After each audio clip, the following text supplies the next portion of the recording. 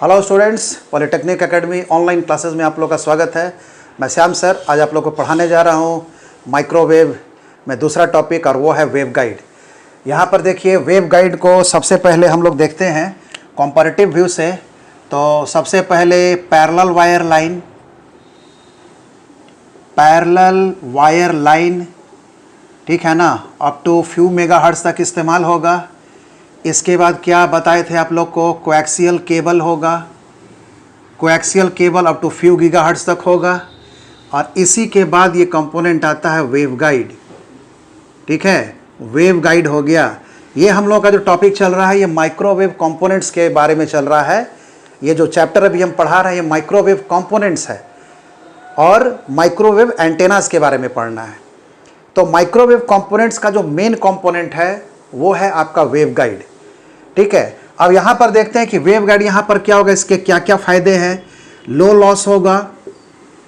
Loss होगा, operating frequency up to 325 gigahertz तक इसका जा सकता है, 325 गीगाहर्ट्ज़ तक इस्तेमाल होगा, ठीक है। और वेरी हाई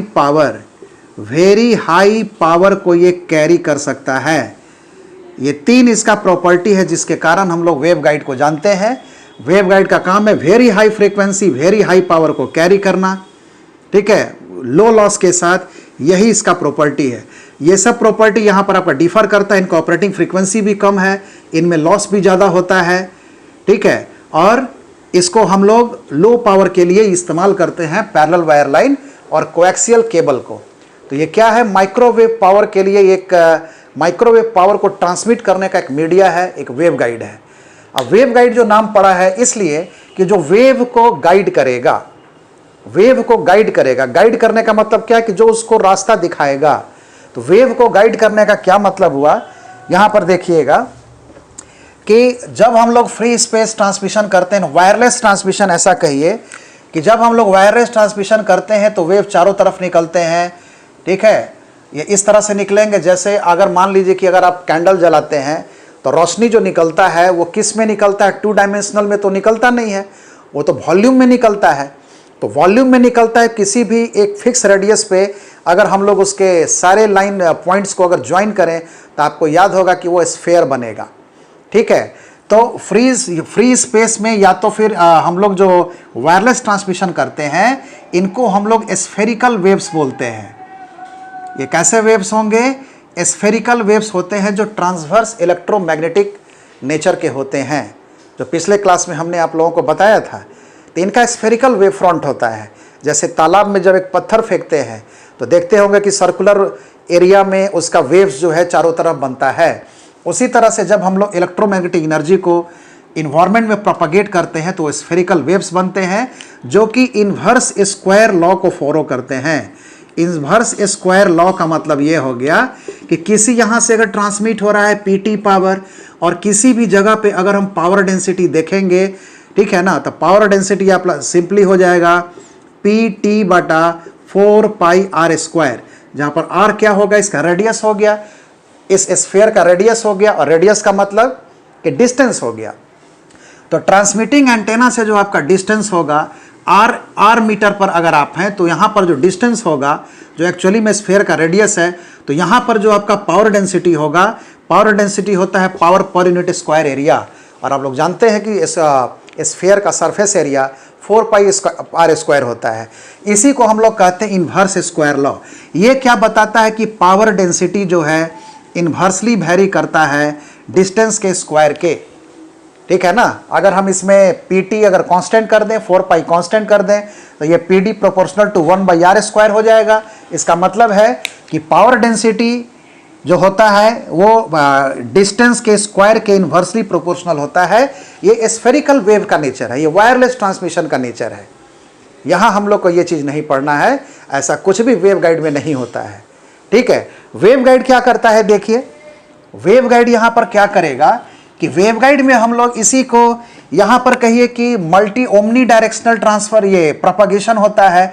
और वेव गाइड में क्या होगा कि ये सिंगल डायरेक्शन में इसको गाइड किया जाता है EM वेव को। ये समझिए कि EM वेव हैं, EM वेव प्रोपगेट करते हैं bye multiple reflections by multiple reflections, इसके वॉल पे, ठीक है, ये आगे की तरफ प्रोपगेट करते हैं, इनको प्रोपगेट किया जाता है। और ये थ्योरी बताया गया है कि इससे इसका लॉस जो है इसमें इलेक्ट्रोमैग्नेटिक एनर्जी का बहुत ही ज़्यादा कम होता है वेरी हाई फ्रीक्वेंसीज पर। यही कारण है कि वेरी हाई पावर हम लोग इसमें से ट्रांसमिशन कर पाते हैं।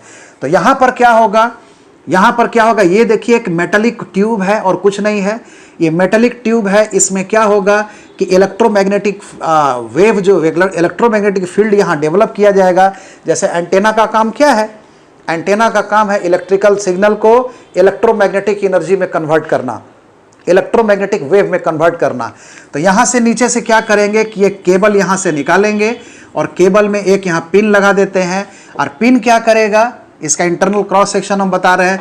सपोज कर लीजिए कि यहाँ से ये कट अवे व्यू है, ठीक है ना, ये कट अवे व्यू है आपका। तो यहाँ पर क्या होगा कि इसके bottom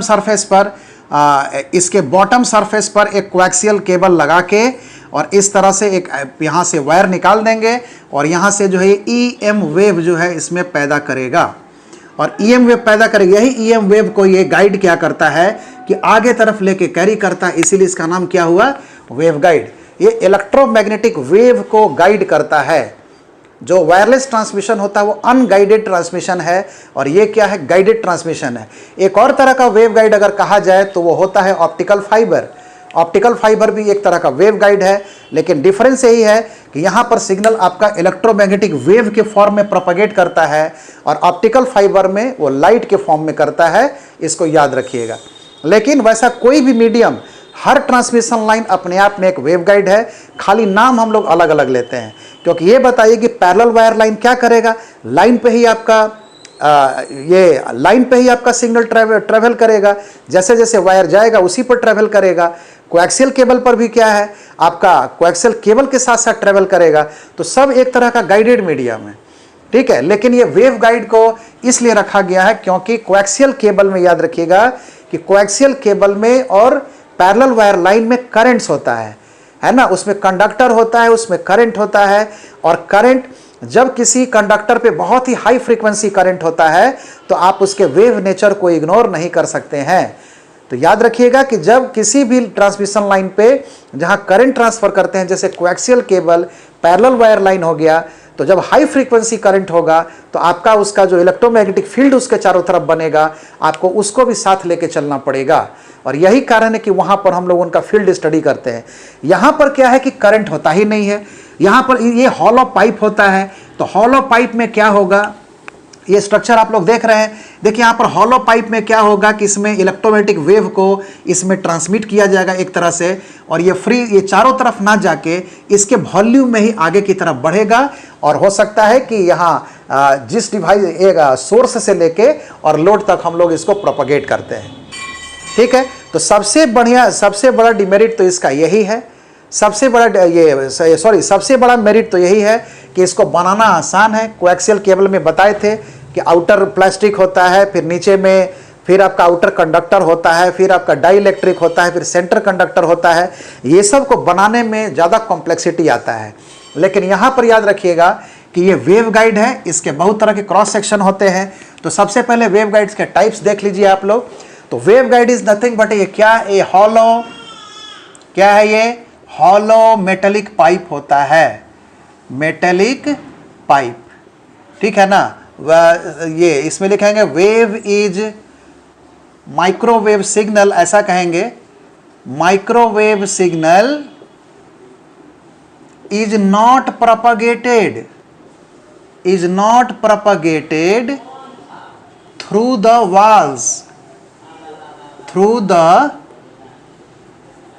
walls but through the air inside the waveguide, ठीक है ना।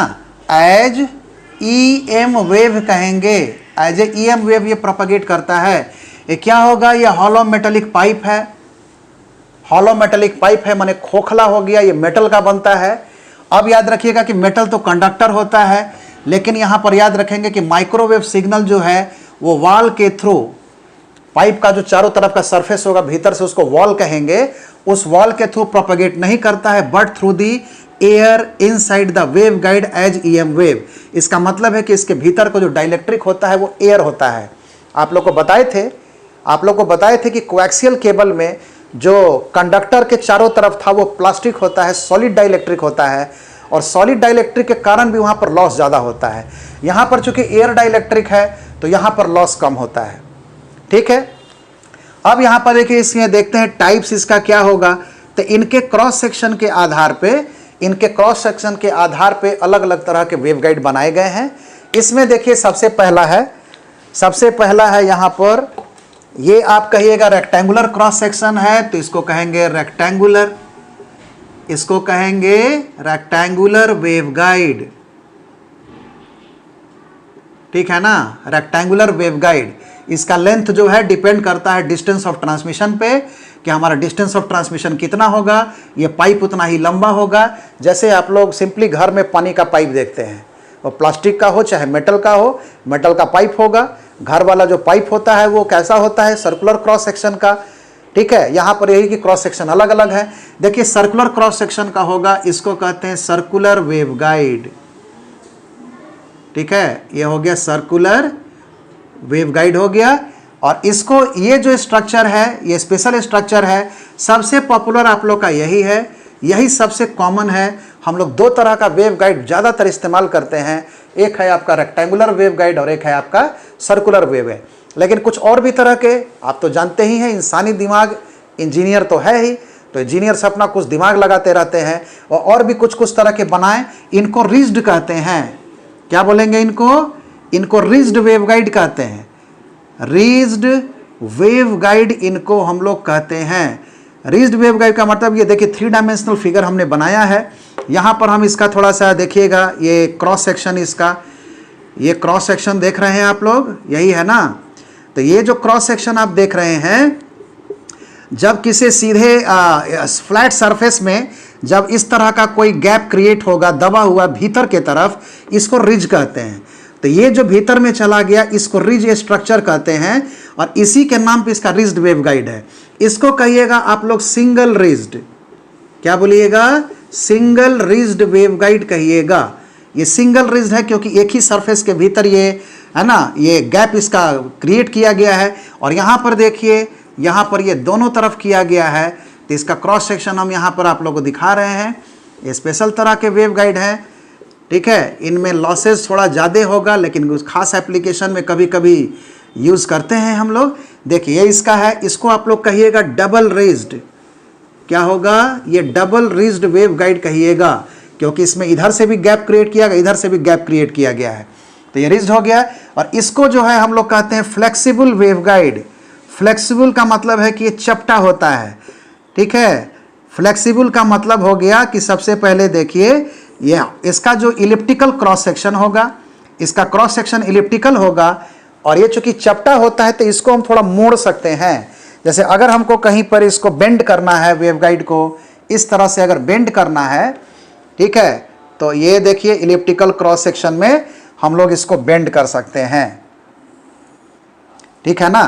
तो जहां पर बेंड करना हो वहां पर इस तरह के फ्लेक्सिबल वेवगाइड यूज करते हैं, लेकिन इनका लॉसेस काफ़ी ज़्यादा होता है। सबसे कम लॉस होता है आपका रेक्टेंगुलर वेवगाइड और सर्कुलर वेवगाइड। इसलिए सबसे इंपॉर्टेंट है आपका rectangular waveguide and circular waveguide. तो ये आप लोगों ने देखा ये कितने तरह के वेवगाइड्स हैं। ठीक है, और अब हम लोग इनका प्रॉपर्टीज़ के बारे में पढ़ेंगे। जैसा हमने बताया कि वेवगाइड का एक पूरा का पूरा चैप्टर आप लोग को टॉपिक बताएंगे और उसमें इसका मैथमेटिकल एस्पेक्ट हम लोग डिस्कस करेंगे। ठीक है, सारा कुछ हम लोग वहाँ पर डिस्कस करेंगे। ये जो चैप्टर चल रहा है माइक्रोवेव कंपोनेंट्स के बारे में चल रहा है।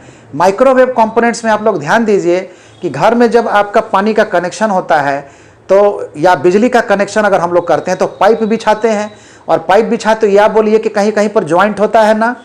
तो जब यहाँ पर 2 पाइप ऐसे आके मिलेगा, मान लीजिए 4 पाइप ऐसे आके मिलेगा, तो यहाँ पर एक ज्वाइंट आप बनाते हैं ना।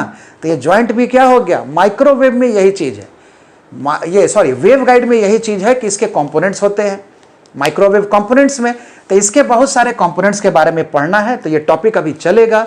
अभी 3-4-5 क्लास तक हम लोग इसके बारे में पढ़ेंगे। इसमें माइक्रोवेव एंटेनास के बारे में भी पढ़ना है और ये ख़त्म हो जाएगा तो फिर आपका एक पूरा का पूरा फुल टॉपिक 5-6 लेक्चर का होगा, सिर्फ वेव गाइड पर होगा, क्योंकि वेव गाइड जो है माइक्रोवेव का सबसे इम्पॉर्टेंट और प्राइमरी कंपोनेंट है। यही वो गाइड है जिसके थ्रू आपका EM वेव प्रोपगेट करेगा। अब कहीं पर उसको मोड़ना है, उसका गाइड रास्ता उसका घुमाना है तो बेंड करना है, कहीं पर उसको कपलिंग करना है तो वहाँ पर कपलिंग एलिमेंट चाहिए। तो इस तरह के बहुत सारे एलिमेंट्स के बारे में हम लोग पढ़ेंगे बाद में, लेकिन अभी हमने बताया आप लोगों को कि यह वेवगाइड होता क्या है। याद रखिएगा कि हॉलो मेटेलिक पाइप है और ये पाइप के फॉर्म में होता है, इसीलिए इसको बनाना बहुत आसान है। जस्ट एक मेटल का पाइप हमको बना दिए और उसमें कोएक्सियल केबल से वायर निकाल दिया, एंटेना का काम कर दिया और वहाँ से वेव को वहाँ पर जैसे एंटेना प्रोपगेट करता है, एंटेना पूरा फ्री स्पेस में ट्रांसमिशन, पूरे एटमॉस्फेयर में ट्रांसमिशन करता है और ये जो है खाली पाइप में ट्रांसमिशन करेगा। इसीलिए ऐसा कहेंगे कि इलेक्ट्रोमैग्नेटिक एनर्जी इस वेवगाइड में कन्फाइंड रहता है। कन्फाइंड का मतलब है कि उसका एरिया जो है लिमिटेड वॉल्यूम रहता है ना, लिमिटेड वॉल्यूम ऑफ ट्रांसमिशन होता है, तो इसीलिए इसको कहते हैं कि कन्फाइंड रहता है। ठीक है, इसमें लिख सकते हैं इसके भीतर में EM वेव इज कन्फाइंड, ठीक है, confined inside the wave guide. और यही कारण है कि इसमें जो है लॉसेज आपका काफ़ी कम होता है और उसको हम लोग यूज़ करते हैं। अब अगर यहाँ पर थोड़ा सा हम एप्लीकेशन की बात करें, ठीक है ना, टाइप्स तो आपने देख लिया, एप्लीकेशन तो आप लोग कहाँ देखिएगा, तो कोएक्सियल केबल में हमने बताया था कि DTH का जो केबल होता है या तो फिर आपका केबल टीवी का जो केबल होता है गोल वाला, वही आपका कोएक्सियल केबल है। लेकिन अगर हम इसके एप्लीकेशन के बारे में बात करें तो इसमें कहाँ पर आप देख सकते हैं, ये जनरल जो है लाइफ में ये मिलता तो है नहीं, लेकिन एक एप्लीकेशन देखिए, आप लोगों ने सुना होगा माइक्रोवेव ओवन का नाम सुना होगा। ये खाना पकाने के लिए इस्तेमाल होता है, खाना पकाने के लिए इस्तेमाल होता है। इसमें माइक्रोवेव एनर्जी से, ठीक है ना, माइक्रोवेव इलेक्ट्रोमैग्नेटिक एनर्जी से खाने को गर्म करते हैं। एनर्जी है तो कुछ उससे तो गर्म कर ही सकते हैं। तो देखिए माइक्रोवेव ओवन जब होगा तो माइक्रोवेव ओवन में इसका इधर आपका पार्ट्स होगा और यहाँ पर आपका ये ट्रे बना रहता है, इस पर आप कुछ इसमें सामान अपना रख सकते हैं, खाने वाला जिसको पकाना है उसको आप यहाँ पे रखते हैं। तो माइक्रोवेव ओवन में क्या होगा कि इसका दो चीज़ होता है, इसको दो सेक्शन में बांटिए। यहाँ पर एक सेक्शन होता है इसका, ये समझिए कि फूड वाला फूड चैम्बर होता है।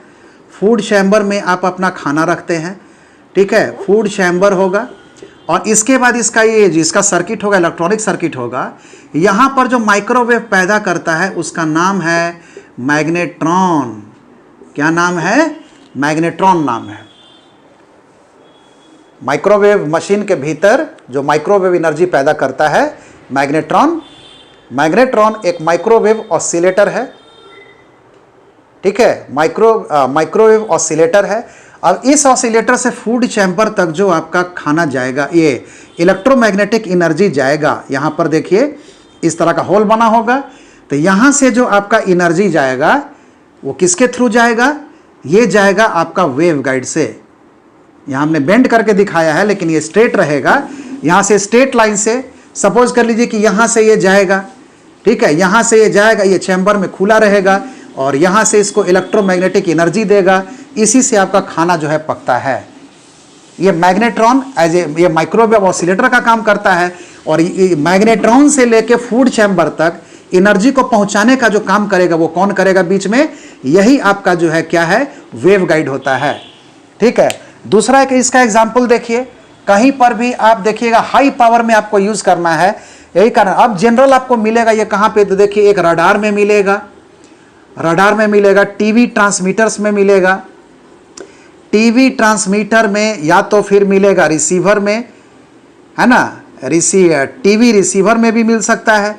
लेकिन ये आपके टेलीविज़न रिसीवर में नहीं मिलेगा जो हम लोग घर में यूज़ करते हैं। टीवी रिसीवर का यहाँ पर दूसरा मतलब है।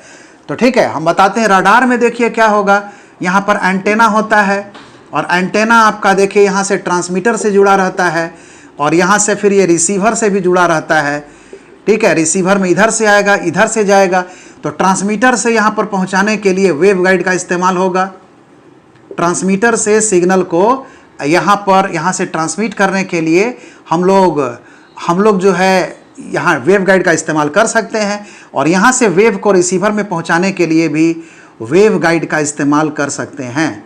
ठीक है, और यही चीज़ ट्रांसमीटर रिसीवर में भी होता है कि सपोज कर लीजिए कि आपका टावर है, ठीक है ना, ऐसा कहा जाए कि डिश से मान लीजिए कि आप यहाँ सैटेलाइट से आप लोग ऐसा एज्यूम करिए, पटना वाला भी ट्रांसमिशन होता है ना, लोकल ट्रांसमिशन अपने टावर से पटना का ट्रांसमिशन होता है। तो मान लीजिए कि दिल्ली से ट्रांसमिशन सैटेलाइट पे गया, सैटेलाइट से यहाँ एंटेना में रिसीव किया। अब यहाँ से जो ये जाएगा टीवी स्टेशन में, जो जाएगा टीवी स्टेशन में, ठीक है ना, तो ये किसके थ्रू जाएगा? वेव गाइड के थ्रू जा सकता है। और वेव गाइड से टीवी स्टेशन से फिर क्या होगा कि इसका फ्रीक्वेंसी चेंज करके और टेरेस्ट्रियल ट्रांसमिशन शुरू करेंगे। टेरेस्ट्रियल ट्रांसमिशन का मतलब हो गया कि क्षेत्रीय ट्रांसमिशन। तो ये देखिए आपका जहाँ पर ये पटना है तो पटना के आसपास में होगा। सैटेलाइट पे कहाँ से आएगा सिग्नल? सैटेलाइट पे सिग्नल आपका आएगा दिल्ली से, दिल्ली से सैटेलाइट पे अप होगा, यहाँ से फिर ये डाउन होगा, डाउनलिंक में आएगा, और फिर एंटेना से टीवी स्टेशन में वेवगाइड के थ्रू जाएगा, और फिर इसको यहाँ पर टावर पे एंटेना से हम लोग ट्रांसमिट करेंगे और इसका लोकल ट्रांसमिशन करेंगे।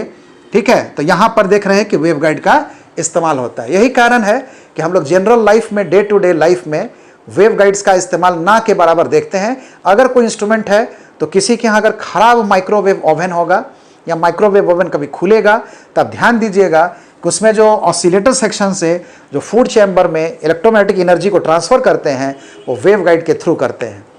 ठीक है, तो ये मेन वेवगाइड कंपोनेंट है। चलिए, तो हम लोग अब हम लोग बात करते हैं इसके प्रॉपर्टीज़ के बारे में। जितने भी वेवगाइड्स हम लोगों ने पढ़ा, इनका हम लोग थोड़ा सा प्रॉपर्टीज़ पढ़ेंगे और प्रॉपर्टीज़ के बारे में जानते हैं। तो सबसे पहले देखिए, सबसे पहले यहाँ पर देखिए कि अगर हम लोग इसको कंपेयर करें, ठीक है ना, अगर हम लोग इसको कंपेयर करें कि सबसे इसी से कर लिए wave guide and transmission line का अगर कंपैरिजन करें तो क्या होता है? तो इस विथ रिस्पेक्ट टू अगर वेव गाइड करें तो एडवांटेज क्या होगा? तो मल्टीप्लेक्स ट्रांसमिशन सिमिलर है ना। यहाँ पर सबसे पहला पॉइंट जो है देखिए हमने चूज किया है मल्टीप्लेक्स्ड ट्रांसमिशन। मल्टीप्लेक्स्ड ट्रांसमिशन इसको बोलते हैं। ठीक है ना, तो चलिए मल्टीप्लेक्स ट्रांसमिशन करते हैं। मल्टीप्लेक्स ट्रांसमिशन का मतलब होता है कि आपका मीडिया एक ही होगा और उस पर मल्टीपल सिग्नल्स हम लोग ट्रांसफ़र कर सकें। ठीक है, मान लीजिए कि अगर आपका ये ट्रांसमिशन लाइन है, इस पर एक सिग्नल नहीं मल्टीपल सिग्नल अगर हम लोग ट्रांसमिट कर पाएँ, और मल्टीपल सिग्नल का मतलब होता है मल्टीपल फ्रीक्वेंसीज। ठीक है, तो इसमें देखिए ट्रांसमिशन लाइन में जब आप काम करिएगा, ये दोनों के साथ लागू हो रहा है, ये पैरेलल वायर के साथ भी लागू हो रहा है, कोएक्सियल केबल के साथ भी लागू हो रहा है। यहाँ पर क्या होगा कि फ्रीक्वेंसी मल्टीप्लेक्सिंग किया जाता है, फ्रीक्वेंसी मल्टीप्लेक्सिंग किया जाता है ना। बाई मल्टीप्लेक्स ट्रांसमिशन अगर करेंगे ट्रांसमिशन लाइन पे तो किससे करेंगे? फ्रीक्वेंसी मल्टीप्लेक्सिंग करते हैं। एक और तरह का मल्टीप्लेक्सिंग होता है टाइम मल्टीप्लेक्सिंग, लेकिन वो पल्स टाइप कम्युनिकेशन के लिए होता है। तो यहाँ पर अगर हमको एक ही लाइन ट्रांसमिशन लाइन पे multiplex transmission, multi channel transmission करना हो तो फ्रीक्वेंसी मल्टीप्लेक्सिंग करना पड़ेगा। फ्रीक्वेंसी मल्टीप्लेक्सिंग का क्या मतलब है कि उनके सारे के फ्रीक्वेंसीज अलग अलग रखनी पड़ेगी, उनका सारे का फ्रीक्वेंसीज अलग होगा। ठीक है, तो इनका फ्रीक्वेंसी अगर हम चेंज कर दें, फ्रीक्वेंसी मल्टीप्लेक्सिंग का मतलब यही होता है। लेकिन वेव गाइड में याद रखिए कि फ्रीक्वेंसी बदलने की जरूरत नहीं है, इसको कहते हैं बाई मोड मल्टीप्लेक्सिंग। ये आप लोगों के लिए नया चीज़ है, मोड मल्टीप्लेक्सिंग। मोड मल्टीप्लेक्सिंग का मतलब ये हो गया, हम यहाँ पर अभी कुछ नहीं बता सकते हैं इसके बारे में, क्योंकि जब ये वेव गाइड हम टॉपिक शुरू करेंगे वहाँ पर हम इसको बताएंगे डिटेल में, लेकिन थोड़ा सा हिंट आप लोग को देंगे। ठीक है, देखिए यहाँ पर अगर आपको एक से ज़्यादा सिग्नल्स को ट्रांसमिट करना है तो आपको उनकी फ्रीक्वेंसी जो है अलग अलग रखनी पड़ेगी। यहाँ पर याद रखिएगा by mode multiplexing with same frequency, ठीक है ना, सेम फ्रीक्वेंसी पर हम ट्रांसमिट कर सकते हैं, लेकिन उनका क्या चेंज करना पड़ेगा? मोड बदलना पड़ेगा। अब हम बताते हैं मोड के बारे में कि आप लोग को बताया था मैंने कि कोएक्सियल केबल में जो इलेक्ट्रोमैग्नेटिक वेव होता है वो कैसा वेव होता है? ट्रांसवर्स इलेक्ट्रोमैग्नेटिक, TEM होता है। तो इसमें वेव गाइड में याद रखिएगा कि बहुत सारे मोड हैं, TEMN मोड्स होते हैं और एक TMMN मोड्स होते हैं, और इसके भी बहुत सारे वेरिएंट्स हैं, इसके भी बहुत सारे वेरिएंट्स हैं। इसका मतलब हो गया कि यहाँ पर इतना सारा मोड्स है। TM मोड में बहुत सारे मोड्स पॉसिबल है, TE मोड्स में बहुत सारे मोड्स पॉसिबल है। और आप लोगों ने ठीक समझा, TE का मतलब हो गया कि ट्रांसवर्स इलेक्ट्रिक। ट्रांसवर्स इलेक्ट्रिक का मतलब है, TEM में बताए थे कि इलेक्ट्रिक और मैग्नेटिक दोनों ट्रांसवर्स होता है। तो TE में क्या होगा कि सिर्फ इलेक्ट्रिक ट्रांसवर्स होगा, मैग्नेटिक ट्रांसवर्स नहीं होगा। और TM में क्या होगा कि सिर्फ मैग्नेटिक ट्रांसवर्स होगा और इलेक्ट्रिक ट्रांसवर्स नहीं होगा। ये अभी बहुत ही इनिशियल फंडामेंटल आपको जानकारी दे रहे हैं, और इतना आप लोग याद रख सकते हैं। और ये भी यहां पर नोट में याद रखिएगा, है ना, कि TEM mode is impossible in wave guide. ठीक है ना, याद रखिएगा, ये क्वेश्चन कभी कभी पूछता है कि क्या TEM मोड हम वेव गाइड में प्रोपगेट कर सकते हैं। इसका आंसर होगा नो। ठीक है, क्यों होगा, ये रीजन हम आप लोग को बताएंगे। ये सारा टॉपिक वेव गाइड चैप्टर के लिए रखे हुए हैं, यहां पर अभी समय नहीं है, अभी हम लोग इंट्रोडक्शन पढ़ रहे हैं। ठीक है, लेकिन याद रखिएगा कि जब गाइडेड मीडियम होता है, मतलब ये इनक्लोज चैम्बर, जब वेव गाइड जो हो गया, वेव गाइड खास करके जहां पर आपका बाउंड्री के उसके वॉल के भीतर में वेव को प्रोपगेट करते हैं, इनक्लोज्ड मीडियम अगर हो गया तो उसमें कभी भी ट्रांसवर्स इलेक्ट्रिक मोड एग्जिस्ट नहीं करेगा। इसका मतलब यह हो गया कि एक ना एक कंपोनेंट का ट्रांसवर्स प्रॉपर्टी खत्म हो जाएगा, खत्म करना पड़ेगा, क्योंकि TEM मोड करेंगे तो आगे सिग्नल लॉस आपका तुरंत हो जाएगा, वो जीरो हो जाता है। ऐसा समझिए कि TEM मोड में प्रोपगेट अगर करेंगे तो सिग्नल प्रोपगेट करेगा ही नहीं, क्योंकि या तो उसका इलेक्ट्रिक फील्ड वैनिश कर जाता है या मैग्नेटिक फील्ड वैनिश कर जाता है। और आप लोग जानते हैं कि इलेक्ट्रिक और मैग्नेटिक फील्ड में एक फील्ड भी वैनिश कर गया तो पूरा का पूरा एनर्जी जो है आपका वैनिश कर जाएगा।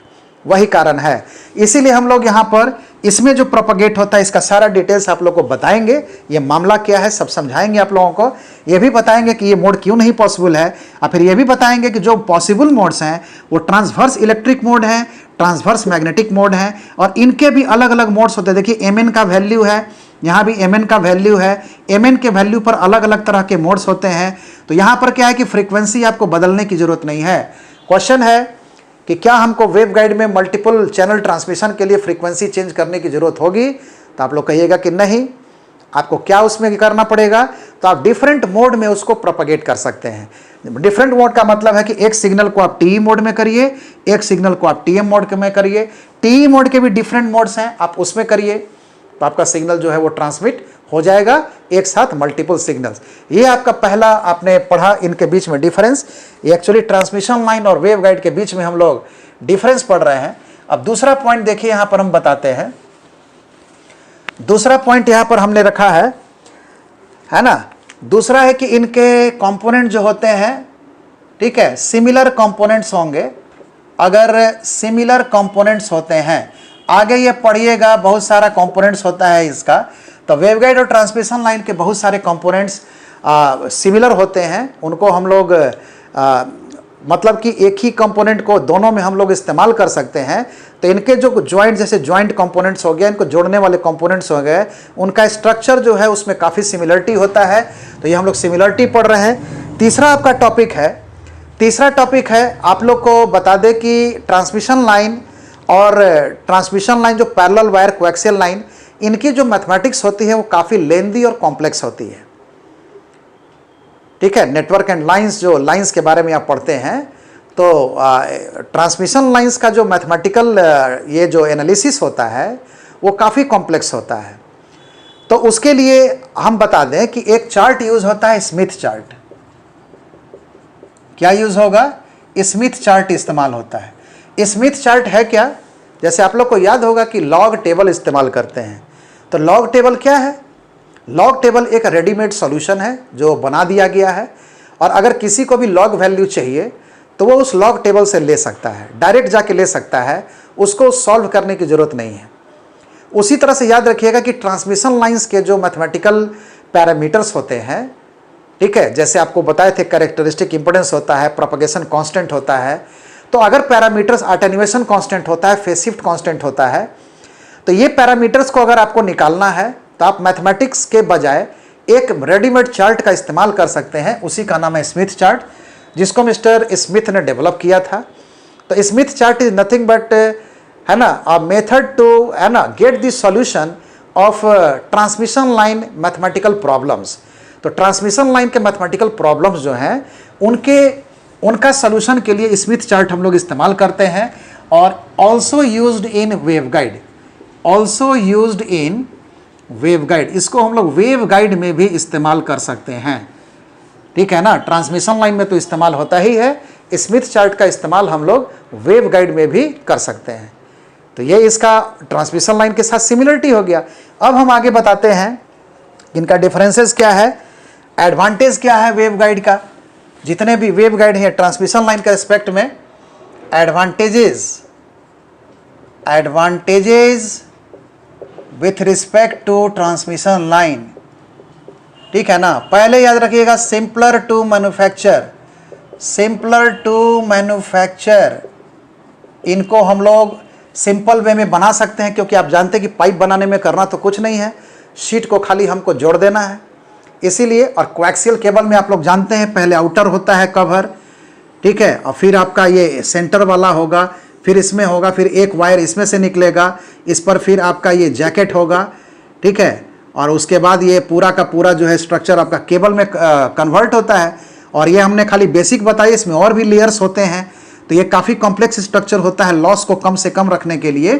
ठीक है, लेकिन यहाँ पर सिंपली चूंकि पाइप जोड़ना है, इसीलिए है ना, ये जो पाइप जोड़ना है इसलिए सिंपलर टू मैन्युफैक्चर है। इसका फिर याद रखिएगा transmitter power handling power transmission can be 10 times greater than क्या होगा, ट्रांसमिशन लाइंस। ठीक है, तो ये इसका अगला एडवांटेज हो गया। पावर ट्रांसमिशन जो होगा आपका 10 times greater than transmission lines होगा। और यहाँ पर लिखेंगे लो लॉस, इसका लॉस भी जो है ये कम होगा। तो ये आपने देखा, ये एडवांटेजेस के बारे में हमने बताया, लो पावर लॉस होगा। और ऐसा इसलिए होता है ड्यू टू रिफ्लेक्टेड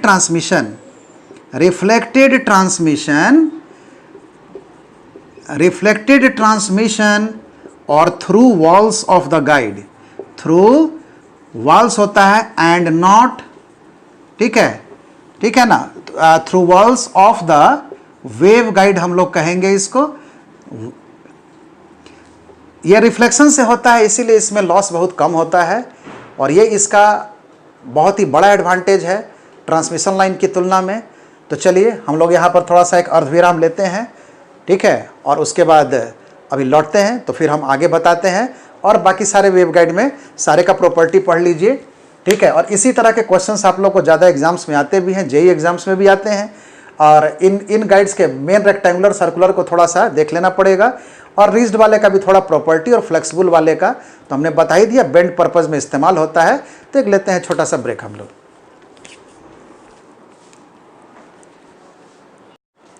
आइए तब हम लोग यहाँ पर शुरू करते हैं हमारा जो चारों तरह का वेव गाइड है उनका कंपैरिजन। यहाँ पर यही इसके साथ टॉपिक ये कंप्लीट होगा। यहाँ पर सबसे पहले देखिए हमने rectangular cross section, circular cross section में कंपैरिजन किया है। रेक्टेंगुलर क्रॉस सेक्शन अगर देखा जाए तो ऑक्यूपाई लेस स्पेस है, या कम लेगा ये सर्कुलर क्रॉस सेक्शन के तुलना में। ऑक्यूपाई लार्ज स्पेस मतलब कि सेम फ्रीक्वेंसी सेम पावर के लिए सारा पैरामीटर कांस्टेंट कर दिया जाए, अगर ट्रांसमिशन पैरामीटर कांस्टेंट कर दिया जाए, तो ये रेक्टेंगुलर और ये सर्कुलर में अगर तुलना किया जाए इनके डायमेंशंस पे, क्योंकि इनका डायमेंशंस जो है बहुत ही इंपॉर्टेंट पैरामीटर है और वो इनके सारे प्रॉपर्टी को कंट्रोल करता है।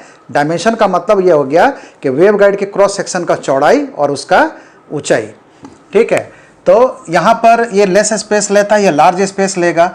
सर्कुलर को जो है बनाना तो आसानी है, आप लोग जान ही रहे हैं। शीट को खाली आपको ऐसे मोल्ड कर देना है या गोल शीट पाइप आपको बना देना है, लेकिन यहाँ पर आपको चारों सरफेस को तो जोड़ना पड़ेगा, वहाँ तो ज्वाइंट करना पड़ेगा। तो इसको थोड़ा बनाने में ये मुश्किल है, ये इजी टू मैन्युफैक्चर है, लेकिन सबसे ज़्यादा जो मोस्ट कॉमनली इस्तेमाल होता है रेक्टेंगुलर वेवगाइड इस्तेमाल होता है। ठीक है, और इसका एक इम्पॉर्टेंट पॉइंट हमने यहाँ पर दिया है कि possibility of rotation of plane of polarisation due to क्या होता है, पहले पता समझिए कि प्लेन ऑफ पोलराइजेशन क्या होगा। सपोज कर लीजिए कि इस तरह से हमने बताया था कि ये आपका सपोज कर लीजिए कि ई फील्ड है और ये एच है एक्स डायरेक्शन में, ये वाई डायरेक्शन में, और ये किधर प्रोपागेट कर रहा है, तो ये प्रोपागेट कर रहा है किधर आपका जेड डायरेक्शन में। तो इन्हीं का प्लेन को आप क्या करिएगा, ऐसे यहाँ से, जैसे आप लोग याद होगा कि पैरेललोग्राम रूल यूज करके और वेक्टर का सॉल्यूशन वेक्टर अलजेब्रा में यूज करते हैं। तो इसमें क्या करिए कि इनका जो भी कंपोनेंट साइज है तो इसका लेंथ जो है इसके मैग्नीट्यूड को इंडिकेट करता है, याद रखिएगा। तो अगर ये दोनों बराबर दिखाया गया है, इसका मतलब है कि इलेक्ट्रिक फील्ड और मैग्नेटिक फील्ड मैग्नीट्यूड अपने न्यूमेरिकल वैल्यू के आधार पर इक्वल है। तो इसमें क्या करना है कि इस रेक्टेंगल या स्क्वायर को आपको पूरा करना है। और इसको देखिए, ये जो आपका हो गया, हम इसको दूसरे कलर से दिखा देते हैं, ये जो आपका हो गया यही आपका प्लेन कहलाता है। ऐसा कहेंगे कि यही आपका 2 डायमेंशनल, इसको EH प्लेन कहते हैं। ठीक है, तो EH प्लेन जो है ये किधर मूव कर रहा है, ये प्लेन अपना एनर्जी को लेके किधर जेड डायरेक्शन में मूव कर रहा है। और इसी प्लेन का पोलराइजेशन जो है वो इलेक्ट्रिक फील्ड के पोलराइजेशन से लिया जाता है। पोलराइजेशन का सिंपल मतलब है कि अगर एक बॉल ले लीजिए, ठीक है ना, एक बॉल ले लीजिए और इसमें एक यहाँ से पिन अगर ये इंसर्ट कर दीजिए और बॉल को जब आप फेंकिएगा, ठीक है ना, तो इसका जो डायरेक्शन हर जगह क्या होगा, चेंज होगा। ठीक है, उसका रेफरेंस एक्सिस जो बदलेगा। तो याद रखेंगे कि इलेक्ट्रोमैग्नेटिक एनर्जी का रेफरेंस एक्सिस होता है इलेक्ट्रिक फील्ड होता है। अगर ये वर्टिकल है तो कहेंगे कि ये वर्टिकल पोलराइजेशन है। ठीक है, अगर इलेक्ट्रिक फील्ड हॉरिजॉन्टल होगा तो कहेंगे हॉरिजॉन्टल पोलराइजेशन होगा। अब ये प्लेन मान लीजिए कि इस तरह से जा रहा है, देखिए ये प्लेन है, ये अगर सीधा जा रहा है लेकिन ये हल्का बेंड कर गया, ठीक है ना, हल्का बेंड कर गया, क्यों कर गया, तो सर्कुलर है, सर्कुलर में लगातार रिफ्लेक्शन हो रहा है, तो सर्कुलर में लगातार रिफ्लेक्शन होगा तो उसका प्लेन ऑफ प्रोपगेशन जो है वो क्या हो सकता है, बेंड कर सकता है, उससे लॉसेस बढ़ता है। तो उसके लिए रिसीवर में कॉम्प्लेक्सिटी थोड़ा बढ़ जाता है, जो रिसीवर उस सिग्नल को रिसीव करेगा। तो यहाँ पर देखिए possibility of rotation of plane of polarization, ये प्लेन का मतलब EH प्लेन है और पोलराइजेशन का मतलब होता है कि इलेक्ट्रिक फील्ड के EH प्लेन के इलेक्ट्रिक फील्ड वेक्टर जो होता है उसका ओरिएंटेशन। ऐसा क्यों होता है, रफनेस ऑफ दी वॉल्स, जो पाइप बनेगा वो अगर परफेक्ट चिकना नहीं हुआ, अगर उसमें थोड़ा रफ हुआ, खुरदुरा हुआ, तो एक तो उससे होता है ये और दूसरा होता है imperfect circular cross section. Imperfect का मतलब ये हो गया कि जब पाइप बनाते हैं तो अगर उसके हर जगह पर उसका क्रॉस सेक्शन को अगर बहुत एक्यूरेटली मेजर किया जाए तो वो कितना आइडियल है, अगर उसमें थोड़ा सा भी डेविएशन है तो इम्परफेक्शन आ गया। और उस इम्परफेक्शन के कारण भी यहाँ पर क्या होता है कि rotation of plane of polarization होता है। तो ये इसका टेक्निकल डिफरेंस है। याद रखिए कि ये डिमेरिट है, इसको डिमेरिट के तौर पे लेंगे, ये भी आपका डिमेरिट है। ये डिमेरिट्स में आप लोग इसको लिखिएगा, लार्ज स्पेस लेता है और rotation of plane of polarization का प्रॉब्लम होता है। लेकिन मेरिट अगर लिया जाए रेक्टेंगुलर की तुलना में तो ईजियर टू मैन्युफैक्चर है और इसका कोई बेनिफिट नहीं है। अब यहाँ पर थोड़ा सा हमने लिखा है रिज्ड और फ्लेक्सिबल, ये उतना इंपॉर्टेंट तो है नहीं, लेकिन कुछ पॉइंट्स याद रखिए। रिज्ड में क्या करते हैं कि जो आपने उसमें जो गैपिंग क्रिएट कर दिया उसके फ्लैट सरफेस में, उसके कारण इसका डायमेंशन स्मॉलर हो गया। डायमेंशन स्मॉलर होने का क्या फ़ायदा मिलता है कि हायर ऑपरेटिंग फ्रीक्वेंसी आपका मिलेगा और ज़्यादा बैंडविड्थ आपको मिलेगा। लेकिन प्रॉब्लम क्या होगा कि अटेन्युएशन आपका बढ़ जाएगा। तो अटेन्युएशन बढ़ने के कारण, अटेन्युएशन किस में मापते हैं, ठीक है, याद है आप लोग को, प्रोपगेशन कांस्टेंट गामा बराबर होता है अल्फा प्लस जे बीटा। यहाँ पर अल्फा क्या है, अटेन्युएशन कांस्टेंट है। तो अल्फा जो होता है अटेन्युएशन कांस्टेंट, इसको हम लोग डीबी पर मीटर में या तो फिर किलोमीटर में मापते हैं कि पर मीटर पर किलोमीटर कितना होगा। ये भी डिस्ट्रीब्यूटेड पैरामीटर है, अल्फा डीबी में इसको देखेंगे, या नेपर में भी होता है। तो इसीलिए इसको लॉन्ग डिस्टेंस के लिए यूज़ नहीं करते हैं क्योंकि इसमें अटेन्युएशन ज़्यादा बढ़ जाता है, लेकिन आपको बैंडविड्थ और ऑपरेटिंग फ्रीक्वेंसी हाई मिलेगा। स्पेशल एप्लीकेशंस में इनका यूज़ करते हैं। अब फ्लेक्सिबल वाला जो है इसका मेन फ़ायदा क्या है कि इसको हम लोग बेंड कर सकते हैं, ठीक है ना, इसको थोड़ा बेंड कर सकते हैं और इसका इलिप्टिकल क्रॉस सेक्शन होगा, लेकिन इसमें एटेन्युएशन जो है रेक्टेंगुलर वेवगाइड की तुलना में 5 गुना ज़्यादा होता है। तो हम लोग देख रहे हैं कि अगर हम किसी भी तरह का छेड़छाड़ अगर उसके रेगुलर शेप में करेंगे, मतलब कि रेक्टेंगुलर क्रॉस सेक्शन या तो सर्कुलर क्रॉस सेक्शन में, तो आपका एटेन्युएशन जो है वो इंक्रीज कर जाता है। ठीक है, तो वही चीज़ यहाँ पर हो रहा है जो कि रिज्ड वेवगाइड्स में होता है और फ्लेक्सिबल वेवगाइड्स में होता है। तो ये हमने आप लोगों को बताया आज इंट्रोडक्शन। एक वेवगाइड को एज ए माइक्रोवेव कंपोनेंट आप लोगों ने इंट्रोडक्शन इसका पढ़ा, और अभी इतना ही पढ़ना है क्योंकि एक पूरा का पूरा यूनिट हमारा वेवगाइड का है। वहाँ पर हम लोग वेवगाइड के बारे में उसको साइंटिफिकली, मैथमेटिकली, टेक्निकली उसका पढ़ेंगे डिटेल में। लेकिन अभी के लिए आप लोग इतना ही रखिएगा। अगले क्लास में हम लोग मिलेंगे और कुछ माइक्रोवेव कंपोनेंट्स के बारे में आप लोग को बताएंगे, जिनके ख़त्म हो जाने के बाद आप लोग को माइक्रोवेव एंटेना भी बताएंगे। चलिए, तब तक के लिए have a nice day. Thank you for watching my class and keep watching polytechnic academy online classes. Thank you.